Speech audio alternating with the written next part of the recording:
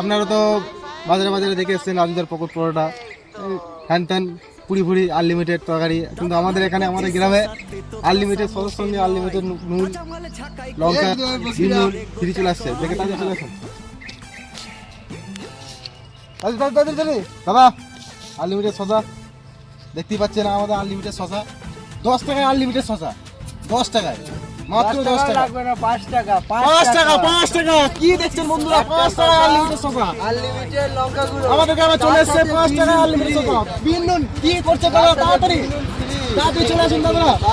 এই দেখুন দাদা, একটু দেখি টেস্ট দেখি দাদা, শসার টেস্ট দেখি।